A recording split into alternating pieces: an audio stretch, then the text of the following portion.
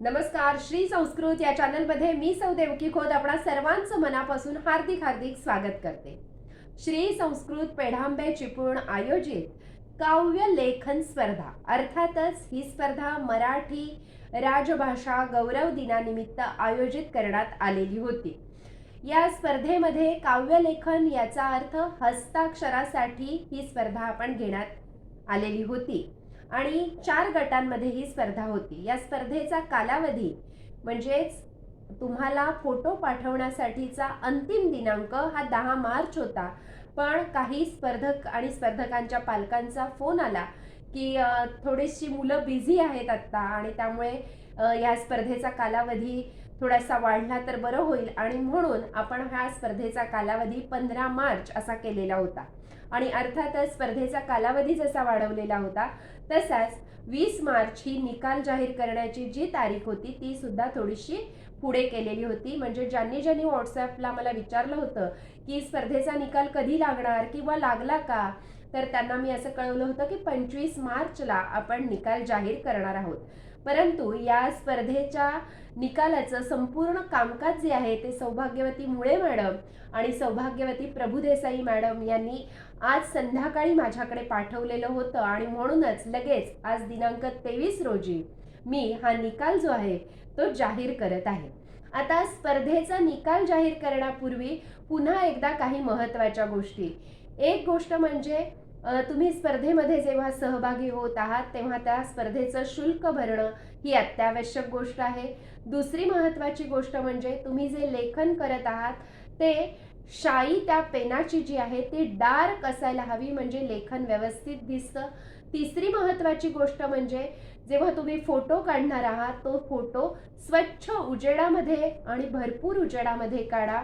चौथी महत्त्वाची गोष्ट म्हणजे तुम्ही PDF करून पाठवू नका.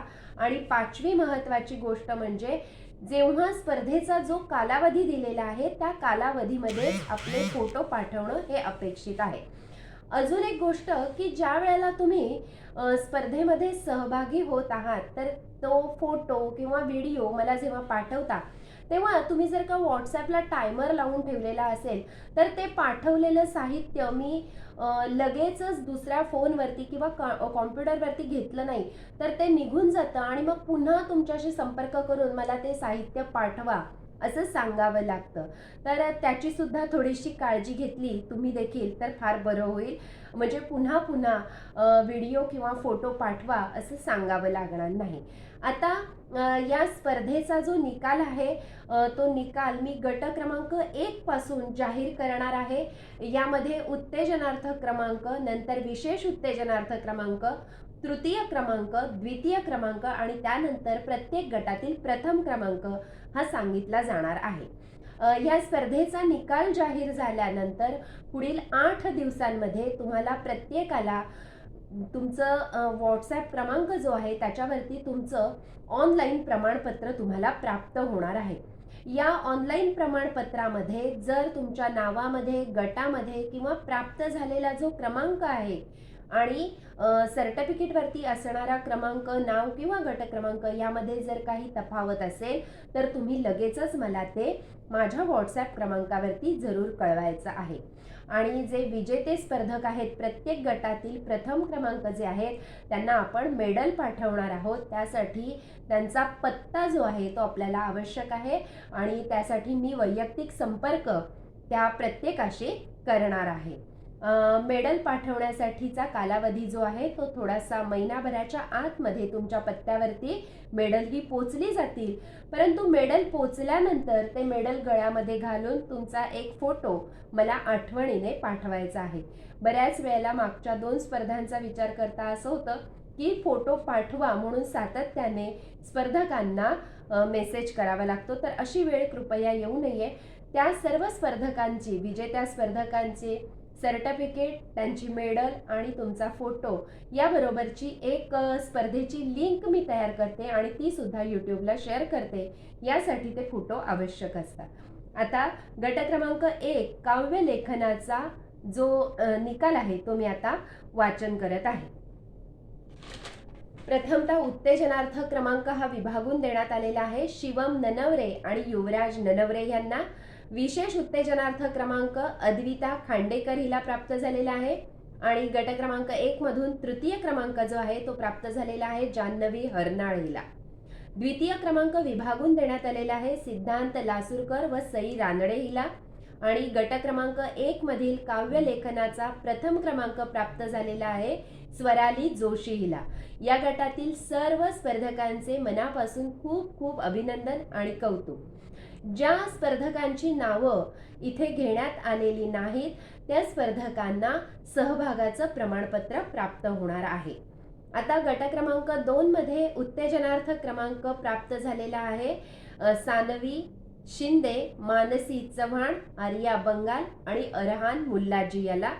विशेष उत्तेजनार्थ क्रमांक आहे हा देखील विभागून देण्यात आलेला आहे समृद्धी कदम, नियती पंडव, वेदिका शिंदे आणि दीप्ती राणे हिला. तृतीय क्रमांक देखील विभागून देण्यात आलेला आहे स्वरा सावर्डेकर, समृद्धी गांगण, तनिष्क कोतवडेकर, प्रज्ञा शेडगे आणि फाल्गुनी माणगावकर. द्वितीय क्रमांक जो आहे हाही विभागून देण्यात आलेला आहे प्रथमेश वाजे, गार्गी खेराडे, ईशानी देवकर, दिया पवार, सोनाली मोहिते आणि निधी निगुडकर.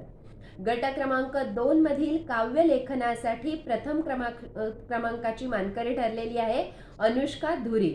या गटातील सर्व विजेत्या स्पर्धकांचे मनापासून खूप खूप अभिनंदन आणि विशेष कौतुक.